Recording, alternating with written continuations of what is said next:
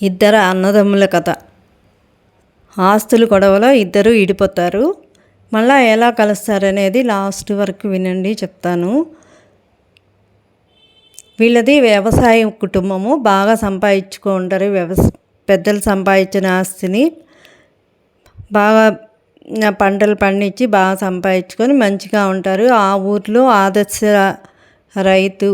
రైతు బిడ్డలని పేరు తెచ్చుకుంటారు. ఆదర్శవంతులు అన్నదమ్ములు అన్నట్టు అంతగా కలిసి ఉండేవాళ్ళు అన్నమాట. వాళ్ళకి మధ్యలో పుల్లలు పెట్టేదానికి మూడో మనిషి వచ్చి లేనిపోని చెప్పి అపోహలు కల్పిస్తాడు. అలా ఇద్దరు అన్నదమ్ముళ్ళు విడిపోతారు. కానీ వాళ్ళు మళ్ళీ ఎలా కలిశారు అంటే, ఈ విష్ణువర్ధన్కి కొంచెం ఆలోచన తక్కువ, ఆవేశం ఎక్కువ. బలరామయ్య ఆచితూచి మాట్లాడతాడు. వాళ్ళ పిల్లలకి సంబంధాలు చూసి పెళ్లి చేయాలని విష్ణువర్ధన్ సంబంధాలు చూసి పెళ్లి ఖాయం చేసుకుంటాడు.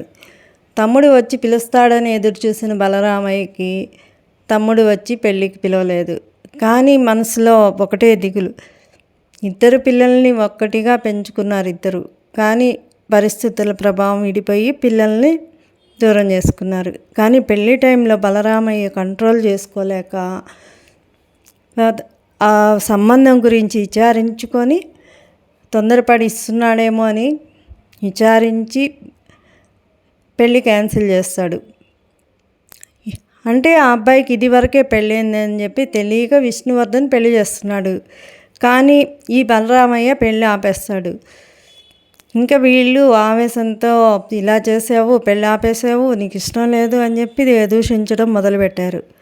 అసలు కథ తెలుసుకున్నాక వాళ్ళ అన్న చేసిన మంచి పనికి తమ్ముడు మద్దతులు కాళ్ళ మీద పడి క్షమించమని అడిగి వాళ్ళ తప్పు తెలుసుకొని వాళ్ళ అన్నయ్యని మళ్ళా బతిమాలుకొని తిరిగి ఇంటికి వచ్చేస్తారు.